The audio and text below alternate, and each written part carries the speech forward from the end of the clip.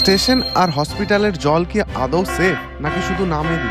ভিডিওর শেষে এমন কিছু কিছু শকিং রেজাল্ট আছে যেগুলো দেখে তোমাদের ভাবনা একদমই বদলে যাবে। সো গাইস, আমার কাছে রয়েছে একটা টিডিএস মেশিন, যার সাহায্যে আমরা জলের কোয়ালিটি পরিমাপ করতে পারবো।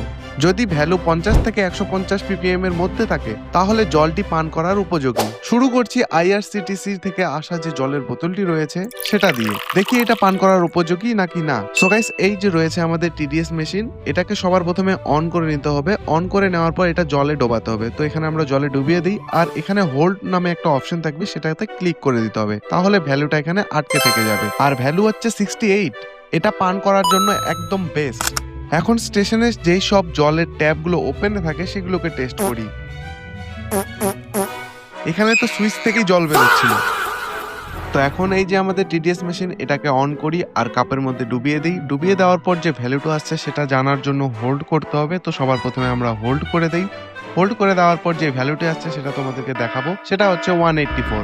এই ভ্যালুতে এই জলটা না খাওয়াই ভালো হবে। স্টেশনে আসলে তোমরা জল কিনে খাও অথবা বাড়ি থেকে নিয়ে এসো। সবাই যেই ভুলটা করছে তোমরা সেই ভুলটা একদমই করো না, কারণ শরীর আগে। তো এখন সময় হলো হসপিটালের জল চেক করার, আর আমরা চলে এসেছি এনআরএস হসপিটালে। আর এই হসপিটালটি ভিতর থেকে খুবই সুন্দর, যেটি রয়েছে কলকাতায়। তোমরা এই ভিডিওটি কোথা থেকে দেখছো অবশ্যই কমেন্টে জানাবে।